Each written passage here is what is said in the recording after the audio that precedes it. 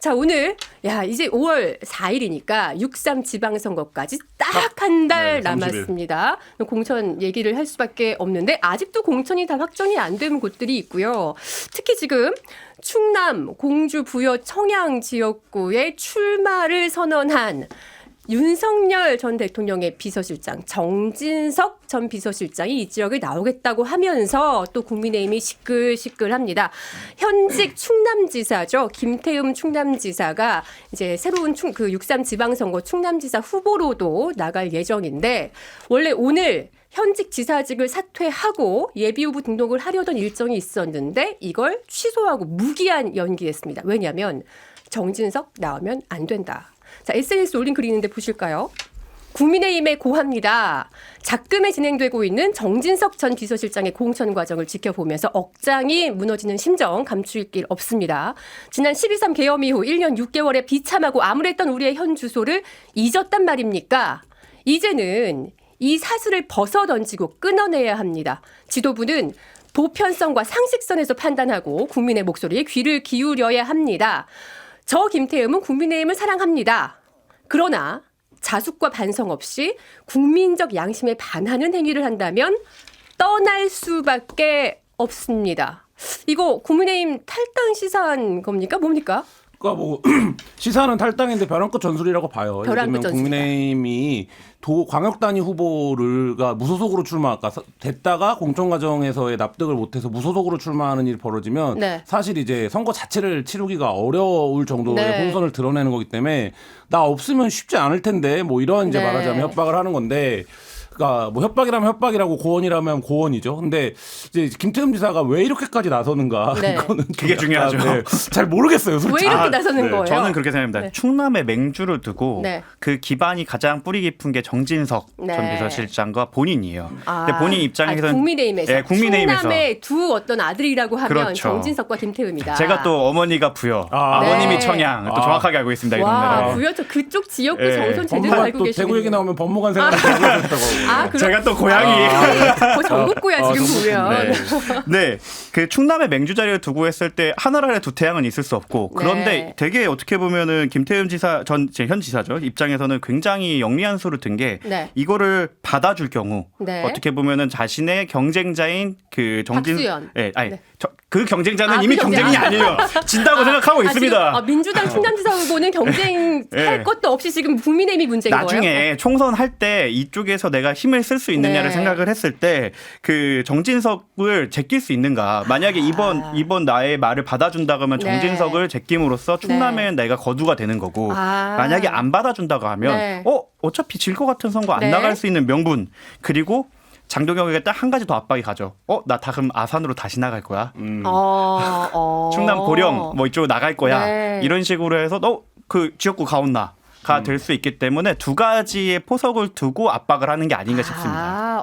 일리 있습니다. 김태흠 지사가 이 탈당까지 시사하면서 노림수는 윤호개인에 반대하는 상식적인 보수를 표방하는 것과 동시에 충남의 정적을 미리 제낄 수 있는. 그 상식적인 보수였으면 이진숙 추경호 이용했을 때 이미 얘기를 했어야죠. 그때는 조용히 있다가. 그래서 정진석일 때만 반응했던 이유는 그 상식적인 보수가 되고 싶어서가 아니라 저 친구랑 나랑 경쟁이 된다. 그러니까 안 돼를 상정한 거로 봐야죠. 그러면 실제로 탈당은 안 할 걸로 보시는 거예요? 쉽지 않죠. 뭐 쉬운 선택은 아니고 이미 뭐 절차를 밟아서 뽑혔는데 근데 이제 국민의힘의 내부 논리예요. 국민의힘 내부 논리가 뭐냐면 이런 거죠. 야 그거 정진석이 안 나가면 이기냐? 뭐 이런 거예요. 그러니까 김태흠을 바라보는 시선이 거기에 있다고요. 그러니까 지금 정 변호사님 말씀하신 것처럼 저도 저런 이제 정 변호사님 얘기한 정치적 이유로 이제 김태흠 지사가 이렇게 움직이고 있다고 보는데 그게 대단히 협소한 논리인 거예요. 예를 들면 국민의힘 지도부가 보기에는 김태흠 지사가 그런 의도를 깔고 있다는 건 다 아는데 그건 한 가지가 전제가 돼야 돼요. 김태흠이 나가면 이길 수 있다가 전제가 돼야 되는데 지금은 어떻게 보면 반대라고요. 예를 들면 그 자리를 다른 사람이 나가면 민주당한테 못 이길 것 같은데 정진석이 나가면 이길 것 같아. 그러면 예를 들면 충남지사는 누가 나가도 지는 거고 어차피 지금 구도가. 그럼 이거 하나라도 건지는 게 낫지 않나? 라는 생각을 현실적으로 지도부가 하고 있는 거예요. 근데 여기서 작동하는 굉장히 저는 이제 오랫동안 기자 생활하면서도 약간 기묘한 논리라고 보는데 네. 민주당의 문제들에 있어서는 어떤 논리가 작동하냐면 어떤 한 수를 둬요. 네. 그러면 그 수가 전체판의 악수가 될 텐데 네. 이게 굉장히 강해요. 맞아요. 근데 국민의힘은 보수 정당은 반대로 어떤 악수를 둬요. 그러면 어떤 논리가 강해지냐면 전체판에는 큰 영향은 없을 것 같은데 그건 거기에 문제야. 뭐 이 논리가 굉장히 기묘하네요, 강하거든요. 진짜. 네. 그래서 지금 보면 늘 영남 지역 선거 어떻게 치릅니까? 자유민주주의 사수하자 이렇게 네. 치러요. 네. 근데 만약에 민주당이 어느 지역에서 그런 논리를 댄다라고 쳐요. 뭐 예를 들면 내란정당 박살내자, 뭐 친일파의 후예들 박살내자 이런 주장을 한다고 네. 쳐요. 그러면 야 그런 주장하면 서울 수도권 선거에 영향이 있어 이렇게 말해요. 민주당 네, 네. 지도부는. 네. 근데 국민의힘은 오히려 지도부들이 영남에 가면 그 주장을 하고 마치 서울 수도권에 와서는 다른 전략. 그거는 네. 이제 거기에 논리. 분리가 네. 가능하죠. 네. 근데 야. 이게 바라보는 지점이 달라서인 것 같아요. 110을 바라본다고 하면 분리 안 돼도 되는데 150 플러스 알파를 위해서는 네. 어쩔 수 없는 전략이다. 네, 네. 그래서 이거는 사실은 또 그 레거시 미디어의 환경이 어느 정도 그 보수 쪽에 유리하게 세팅되어 있는 것도 하나의 원인이 될 수 있을 것 같아요. 근데 뭐 어쨌든 서울시에도 영향을 미친다고 서울시장 후보인 오세훈 후보는 보는 것 같아요. 정진석 전 비서실장과 대학교 동문으로 알려져 있는데 근데 지금 출마 자제를 좀 촉구하는 그런 말을 했거든요. 영상 보시죠. 정진석 비서실장도 본인은 억울할 수 있습니다. 왜냐하면 그때 계엄 때 정진석 비서실장한테는 안 알려줬다는 거 아니에요? 몰랐다고 하죠. 네, 뭐 그래서. 그건 사실인 것 같습니다. 네. 그렇다면 본인은 좀 억울한 측면이 있지만 그렇지만. 그래도 대통령을 지근거리에서 모시는 비서실장이라는 자리가 워낙 중책이기 때문에 네. 무슨 책임이 있다는 차원보다도 본인 스스로가 네. 그런 책임감을 느끼고 이번 선거는 뭐 자제를 하는 게 저로서는 자제를 하는 게 저하고 좋겠다. 대학 동기거든요. 네. 개인적으로도 잘 아는 사이이지만은 개인적으로는 제가 어드바이스를 한다면 이번 선거는 네. 그런 어떤 계엄 직후에 치러지는 선거이기 때문에 본인이 책임을 느낀다 하고 자제하는 게 네. 그게 오히려 본인에게도 도움되고 정당에 우리 당에도 도움되는 것 아닌가 그렇게 봅니다. 네, 오세훈 시장은 신경을 쓰는 것 같아요. 아니에요. 아니에요? 이거야말로 네. 오세훈 시장이 지금 하는 대부분의 정치적인 논리의 포석은 6월 4일을 보고 있는 거예요. 그러니까 6월 4일 날 누군가 나서 당을 수습해야 되는데 네. 지금 정진석에게 갖는 정진석 이제 말하자면 예비 후보에게 갖는 가장 큰 두려움은 뭐냐면 오세훈 시장도 이번 서울시장 선거가 어렵다라는 거 여러 여론조사를 네. 통해서 확인하고 있는 건데 그럼에도 불구하고 뭐 중도에 소구하는 이미지, 윤석열은 아닌 이미지, 장동혁과는 다른 이미지 이런 거를 바탕으로 해서 후에 이제 당권이나 이런 주제로 가야 되는데 아까 네. 이제 김태흠 지사의 논리랑 똑같은 거죠. 김태흠 지사가 지역 맹주를 놓고 정진석과의 경쟁 관계라면 네. 오세훈 시장도 차기 당권을 네. 놓고 잠재적으로 정진석이 살아 돌아온다면 쉽지 않겠다라는 판단을 하고 있는 거죠. 그리고 또 책임의 희석도 있죠. 책임의 희석. 서울시장 선거에 진 건 내가 못해서가 아니라 정진석 같은 사람을 꽂았기 때문에 그런 거야. 장동혁 지도부도 문제고 예. 이런 정진석 공천도 문제다. 그러면서 또 아까 그 윤호개인과 거리두는 모습까지 챙길 수 있으니까 저건 그 오세훈 그 후보 입장에서 꽃놀이패라서 무조건 취할 태도라고 보입니다. 네. 본인의 동안 이미지까지 챙겼어요. 자기랑 동기라고. 네. 나랑 동기 네. 본인의 동안 이미지. 네. 근데 여기서 네. 하나 놓친 건 저분이 네. 대학을 아마 두 군데를 다니셨을 거예요. 그래서 배신자 이미지는 아. 생겼다. 저는 외대생이라서 외대를 떠나서 고대로 가셨거든요. 네. 예. 아무튼 이 충남지사 김태흠, 서울시장 오세훈 두 후보가 모두 이렇게 비판을 하고 나서니까 국민의힘의 공천위원장인 박덕흠 의원은 또 SNS에 이런 글을 올렸습니다. 보여주시죠. 네, 국민의힘 지도부는 공정과 상식 가지고 있다. 본선에서 누가 경쟁력 있는지 누가 민주당을 이길 수 있는지 뿐만 아니라 6.3 선거 전체에 미칠 수 있는 영향력까지 고려해서 살피고 있다. 국민, 당원들의 생각에 역행하는 행위는 생각조차 하지 않을 것이다. 그런데 올해의 글일 것 같아요. 올해의 글? 대한민국 국민의힘 지도부는 공정과 상식을 갖고 있다. 이러니까 개콘이 망하죠. 진짜 몰랐네요. 네. 네. 근데 국민의힘은 공정과 상식을 가지고 있는 정당이라고 네. 이제 합니다. 근데 이 글에 대해서 바로 또 당사자인 정진석 전 비서실장이 또 글을 올렸거든요. 볼까요? 네, 준비되어 있습니다. 쭉 보시면 억울한 것 같아요. 이 사람 저 사람 다 정진석은 안 된다라고 매질에 가세하고 있고 가만히 있는 게 당을 돕는 일이라고 하는데 아니 내란 중요 업무 종사 혐의로 기소된 분이 우리 당 광역시장 후보요. 가로 열고 대구 가로 닫고겠죠. 광역시장 후보에 선출됐습니다. 이분 공천하면 안 된다고 이의 제기한 사람 누가 있었습니까? 지금 이분 공천에 대해 문제 제기하려는 게 아닙니다. 형평성을 고려해야 하는 것 아닙니까? 너는 윤석열 비서실장 했으니 공동 책임을 져야 할 것 아니냐. 이 정권 몰락에 공동 책임져야 할 집단은 집권 여당과 그 당 지도부입니다. 대구 광역시장 후보가 그때 원내대표였죠. 그렇죠. 야, 이렇게 얘기를 하면서 또 박덕흠 그 공관위원장의 말에는 또 뭐라고 얘기했냐면 저희 MBC 기자랑 통화를 한 내용이 있었는데 준비돼 있나요? 네, 박덕흠 공관위원장의 글은 원론적인 이야기일 뿐이다. 내가 공정과 상식이다. 다시 상식이 또 나왔습니다. 절차적 정당성, 민주적 정당성에 따라 상식대로 해주길이라고 했습니다. 첫 번째로 저 당은 확실히 그 전통이 있어요. 내부끼리 싸울 때는 팩트로만 싸운다. 아, 네. 들어보면은 다 맞는 말이에요. 그 내란 주요 인물 종사자가 광역도지사 대표로 나왔는데 보궐선거에 내가 네. 왜 안 돼? 맞는 말입니다. 네. 논리적으로 맞는 말이고 그리고 그 와중에서 또 내전할 때는 또 가족은 잘 안 건드려요. 우리 사돈이 그럴 리 없다. 나 사돈 비판하는 건 아니야. 네, 어느 정도로 전선은 네, 딱 네, 예쁘게 네. 그어놓는 네, 네. 역시 아. 비서실장 출신의 정무적 감각이다. 네, 네, 네. 사돈이 맞죠? 네. 박덕흠 공관위원장. 그렇게 알고 있습니다. 사돈 그렇죠. 네. 그 왜 속담에 그런 게 있잖아요. 못 묻은 개가 못 묻은 게 나무란다고. 네. 근데 지금 정진석 비서실장이 그런 너도 못 묻었고 나도 못 묻었는데 왜 나한테만 자꾸 못 묻었다 그러는 거면 그러면 내가 너 못 묻었다는 얘기를 굳이 해야 되잖아. 이런 거잖아요. 그러니까 저는 추경호를 뽑았을 때 대구광역시장 후보를 뽑았을 네. 때부터 그게 이제 또 경선을 통해서 뽑은 거 아닙니까? 네. 그러면 어떤 후보도 문제가 있다라고 할 수 없는 거죠. 그러니까 그러게요. 당원이 뽑았으니까. 그리고 그거를 뽑을 때 당원 당규상에 예외를 인정해 준 거 아닙니까? 그게 정치적 탄압이라고 본 네. 거예요. 그러면 뭐가 되는 겁니까? 지금 오세훈 시장도 그래서 나온 거거든요. 그러니까 네. 예를 들면 명태균 사건이나 이런 데 연루가 되어 있는데 네. 그게 정적인 탄압이라고 봐서 예외로 본 거예요. 그 네. 수사나 그렇죠. 기소를. 그러면 당연히 정진석 비서실장 입장에서는 나는 특검이 아직 기소도 안 했는데 저기 기소된 사람도 출마해 있고 수사받고 있는 선고를 앞두고 있는 네. 사람도 출마해 있는데 나는 왜 안 된다고 하는 거냐. 이런 얘기를 할 수밖에 없고 이 모든 걸 자초한 게 지도부예요. 그러니까 결국엔 뭐 그 얘기에서 네. 정진석 비서실장의 말에도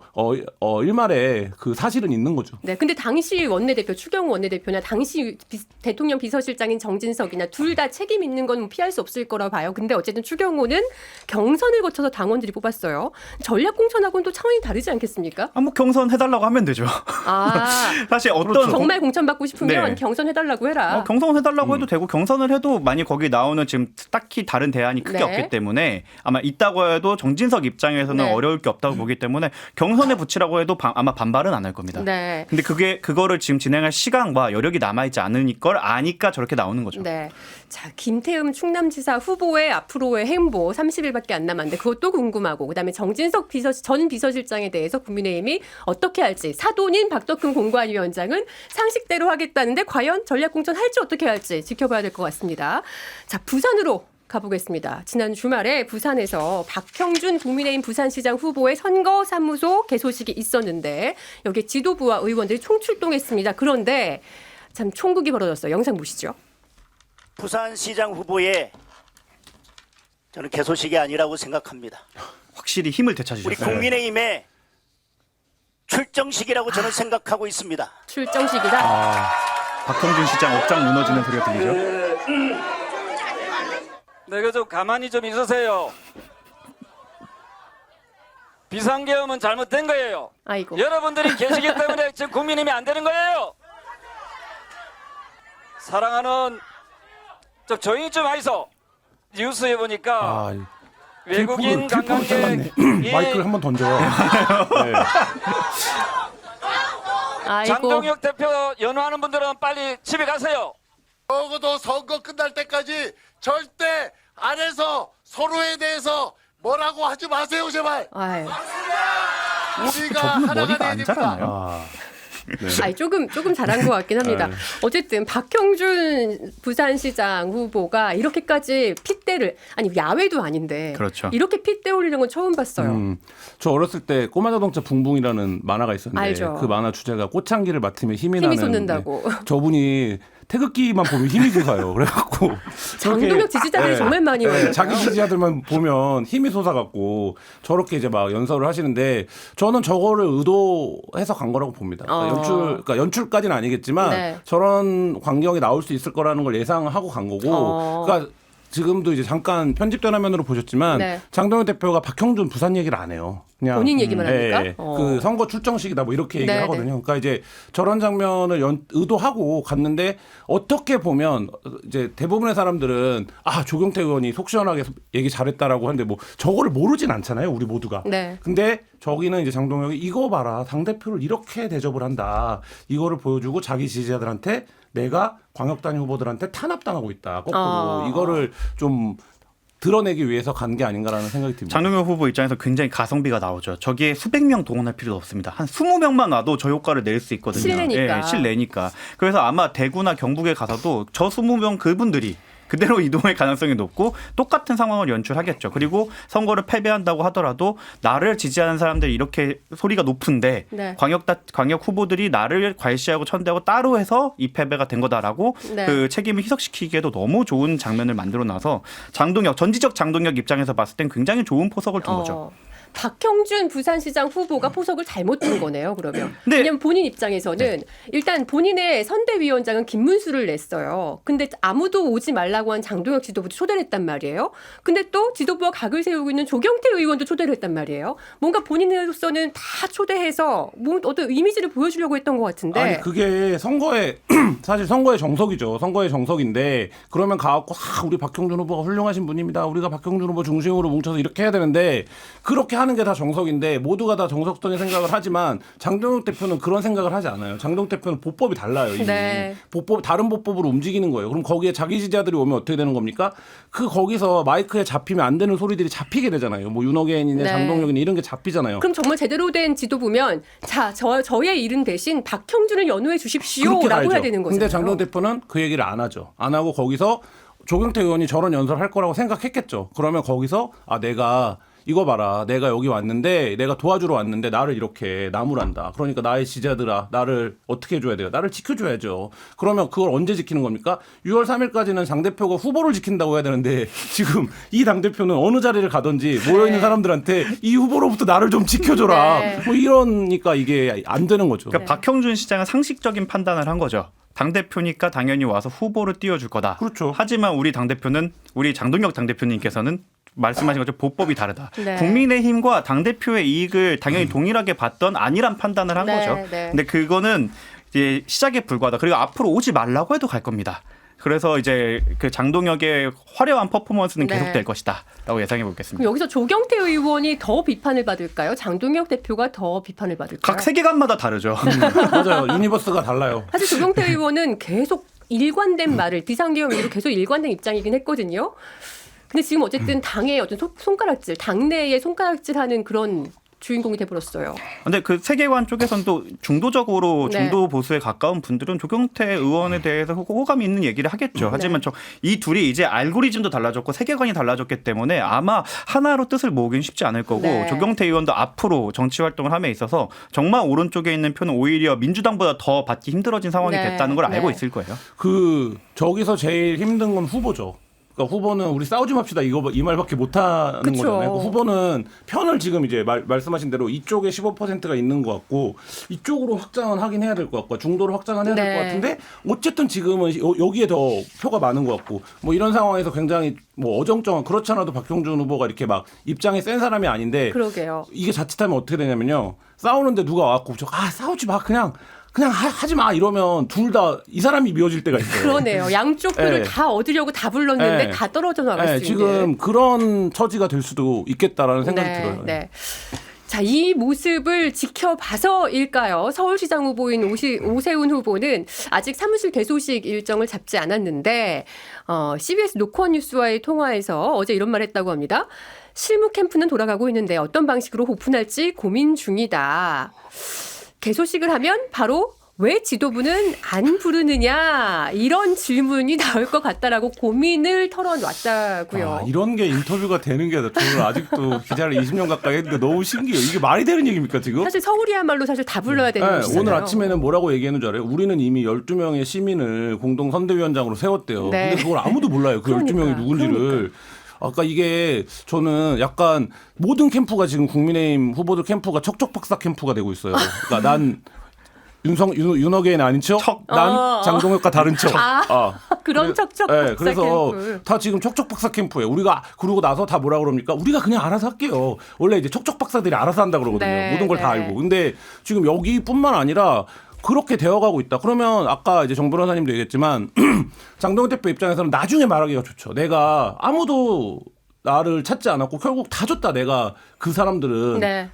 내가 도왔으면 달랐을 텐데 이렇게 될 거거든요. 누구만 지금 장동혁을 원할 거냐? 이진숙만 원할 거예요. 그러면 이진숙 캠프 개소식에 가요. 이진숙이 이겨요.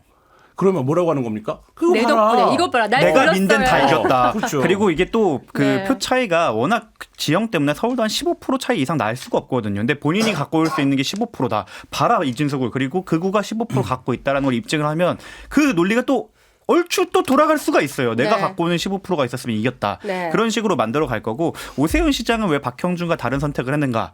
여의도에서 장동혁 맛을 많이 봤기 때문이죠. 이건 명분을 네. 주면 안 된다. 그렇죠. 박형준 시장은 여의도 생활 안 한 지 오래됐으니까. 그렇죠. 그래서 이게 안 하면 또 문제가 되니까 한 듯 안 한 듯 해갖고 비밀리에 마치 블랙 요원처럼 개소식을 하고 임명장을 돌려서 어떻게든 지도부와 거리를 두겠다는 어떻게 보면은 미친 세상에 상식적이지 않은 선택을 해준 거죠. 그렇죠. 시민선대위원장 정말 이것도 새로 처음 보는 조식인데 오세훈 시장 입장에서는 정말 고심했던 걸로 보입니다. 근데 성의는 좀 없어요. 성이 없다. 네. 아니 아무튼 부산에서 부산시장 후보 박형준 후보 정말 아주 난처한 상황에 놓이게 됐는데요. 민주당의 부산 북갑 후보인 하정우 전 청와대 AI 수석도 난처한 상황에 몰리게 됐습니다. 구포시장을 정청래 당대표와 함께 찾았는데 이 자리에서 정청래 대표가 8살 초등학교 1학년 여자아이에게 후보를 소개하면서 정우 오빠라고 불러봐라고 한 것이 일파만파 논란이 커지고 있는데요. 자, 국민의힘 쪽에서는 아주 세게 비판을 이어가고 있습니다. 성일종 의원이 올린 거 SNS 볼까요? 하정우 후보 나이 50에 8살 여자아이한테 오빠 소리가 그렇게 듣고 싶습니까? 딸 가진 아빠로서 한마디 안 할 수가 없습니다. 62살 정청래 대표와 50살의 하정우 후보가 초등학교 1학년 여자아이에게 오빠라고 불러보라 강요하는 모습 참 낯뜨겁습니다. 이런 모습은 일종의 아동학대나 다름없습니다. 저 아이가 얼마나 불편했을까요? 자, 아동학대라는 비판까지 나왔는데요. 그 현장 어떤 모습이었는지 저희가 영상 준비했습니다. 바로 이어서 보시죠. 몇 학년이에요? 2학년이에요. 여기 정우 오빠. 오빠 해보여. 오빠 해봐요. 엄마 있어, 엄마? 일단 엄마는 같이 있습니다. 보호자는 있었어요. 네, 이거 어떻게 보셨습니까? 매우 부적절하다.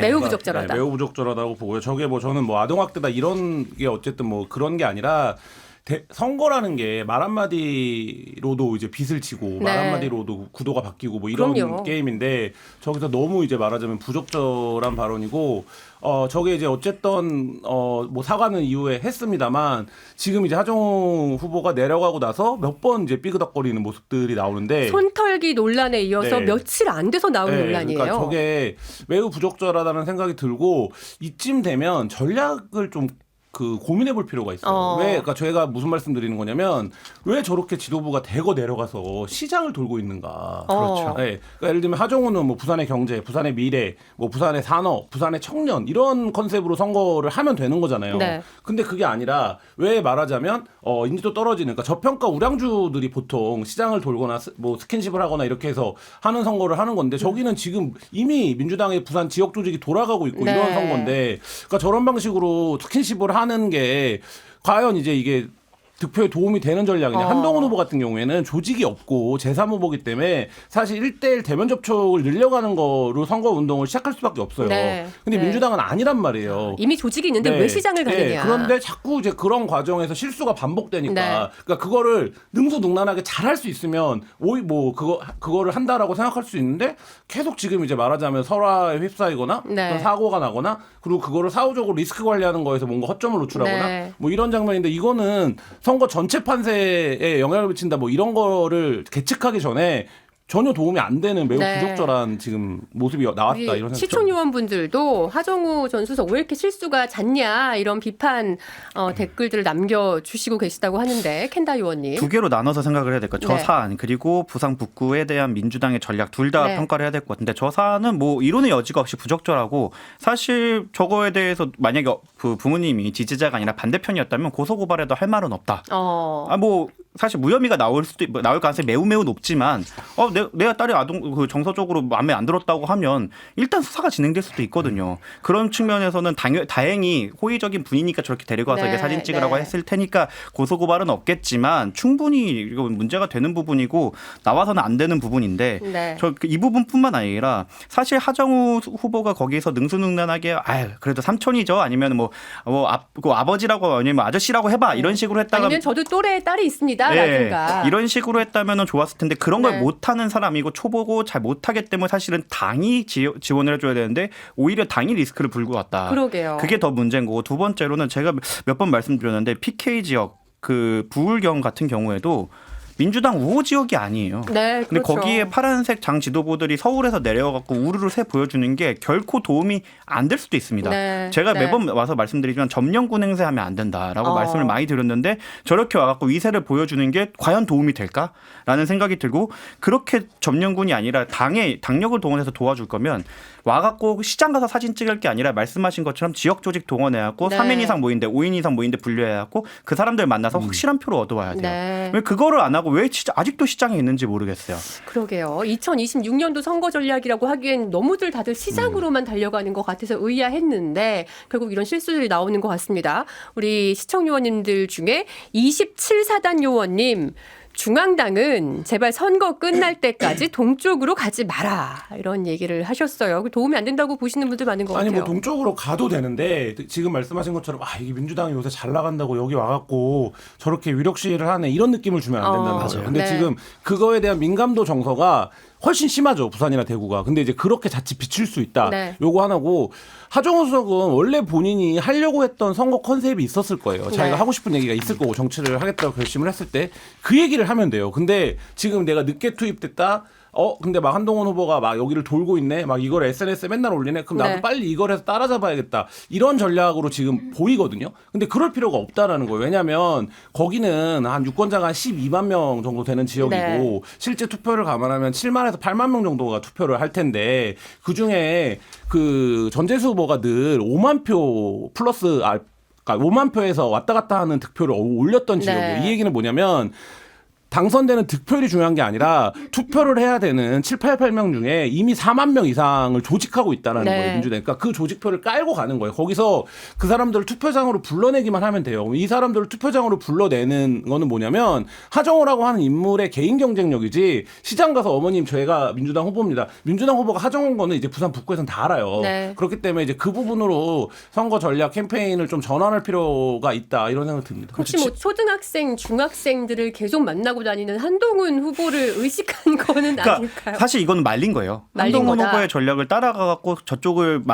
견제하자라고 하는데 저는 그렇게 할 이유가 없다. 네. 우리는 민주당이다. 그리고 그 지금 집권 여당이고 대통령 지지율 높고 하정우라는 어떻게 보면 외부에서 그들과 검사 출신들과는 다른 이력을 쌓아온 사람이다라는 네. 것만 어필하면 되고 내가 붙고 와서 뭐 할 건지 나는 이 사람들이랑 다르게 나는 검찰 이런 거 잘 모르겠고 나는 삶을 바꾸는데 이렇게 도움을 주겠다라는 얘기만 해도 네. 그냥 원사이드하게 이길 수 있는 게임이라 저는 생각을 하거든요. 그래서 너무 그 상대방을 의식할 필요 없고 본인 하는 것만 잘 열심히 하면 되는데 네. 이게 늦게 왔다. 내가 그리고 아마 손털기 총선기 이후로 좀 주눅이 들었을 거예요. 아 그러니까 많이 해본 사람들 조언 들어야 하지 않는데 지금 아마 부산 북구가 핫해지니까 훈수꾼들이 엄청 많이 가 있을 겁니다. 그것보다는 본인의 그냥 매력이랑 본인이 잘하는 걸 좀 했으면 좋겠다라고 생각하고 훈수꾼들이 가갖고 훈수 준 다음에 숟가락 얹을 생각하지 말고 거기에 아는 사람들이 있으면 3명 이상 모아갖고 캠프에 전달하고 5명 이상 모아서 일정 조율해서 캠프에 전달하고 이런 것들을 해주는 게 진짜 사실은 숟가락 올릴 만한 자격 있는 사람들인 거죠. 여론조사는 잘 나오고 있지만 결코 민주당의 우호적인 지역 아니다라는 점을 좀 염두에 둬야 될 것 같습니다. 한 달 남았는데 우리 에이브 요원님 차라리 전재수랑 다니던가. 아니 전재수 후보는 뭐 워낙 국갑이 뭐 본인의 뭐라고 해야 될까? 다 장악된 지역이라고 봐야 될까요? 같이 다니면 정말 좋을 것 같은데 어쨌든 본인은 또 다른 지역 가야 되니까 바쁜 것 같아요. 정 변호사님이 굉장히 중요한 말씀하셨는데 굉장히 이제 훈수 줄 사람 많이 내려가 있을 거고 중앙당에서도 도와줘야 된다 이런 생각도 많이 할 거예요. 근데 모든 선거는 후보한테 맞춰서 해야 돼요. 그러니까 예를 들면 그러면 하정우 후보가 잘할 수 있는 게 뭐냐? 예를 들어 볼게요. 구포시장 앞이든 어디든 사거리에 앉아서 컴퓨터 세팅해놓고 뭐가 어려우신가요? 이런 거 쫙 해갖고 내가 정리해갖고 오늘 내가 들은 거는 이런 건데 내가 이런 거를 AI나 뭐 등등등 해갖고 해보니까 이거는 이렇게 접근하면 되겠다. 내가 이거를 다 리스트업을 해서 뭐 국회의원이 되면 발표하겠다. 어차피 대면 접촉은 똑같이 하는 거예요. 맞아요. 네. 근데 그런 걸 하면 돼요. 근데 그런 생각을 아마 하정우 후보는 갖고 있을 거예요. 내가 근데 오히려 정치 고수라고 할 수 있는 내가 해봐서 아는데 시장이야. 무조건 시장 돌아야 정치 돼. 문법을 적용시키려고 하고 있다. 그래서 제가 뭐 어느 방송에서 말씀드렸는데 양상국 같은 사람 만나서 네이티브로 대화하는 것만 계속 SNS에 올려도 부산 사람 하정우, 외진 한동훈 이 구도가 선다고요. 근데 이제 그런 게 아니라 한동훈 후보가 했던 거를 말하자면 그리고 전통적인 문법의 선거운동을 접근하면 사람들은 야 그러면 저렇게 할 거면 왜 하정우가 나와야 되는 거야? 이렇게 된다는 거예요. 그러니까 본인을 증명해야지 뭐 거기서 내가 정치인으로 이런 걸 할 수 있어요. 이거는 별로 중요한 게임은 아니다. 그 캠프 꼭 그 부산뿐만 아니라 캠프에 계속 그런 요구가 많죠. 쇼츠 잘 만들어라, 좀 젊게 해라라고 하는데 그런 그 기획이 올라가요. 실제로 찍어갖고 보내면 다 컷됩니다. 어르신들이 싫어해서. 그러니까 이런 구조를 좀 민주당이 좀 바꿔야 돼요. 아니 진짜로 30, 40대, 20대한테 어필하고 싶으면은 그리고 그게 그 홍보가 되고 싶으면 어르신들이 예전에 KT가 원래 선택했던 것처럼 이사들이 싫어하는 거 해야 되거든요. 그런 것들을 하정우 수석이 자신이 조금 그래도 외부에 있었다는 감이 있으면 그런 걸 좀 채택을 해서 해야 되고 또 저는 AI뿐만 아니라 하정우 수석이 강연을 뭐 몇백 회를 다녔다고 하더라고요. 정 안 되고 자신이 없으면 그냥 저는 아예 강연 형식으로 제가 알려드릴게요. AI 이런 식으로 하는 게 훨씬 더 나을 수도 있다. 우리 두 분석요원에게 굉장히 많은 아이디어들이 나왔는데 왜 그것을 중앙당에서는 캐치를 못하고 있는지 모르겠습니다.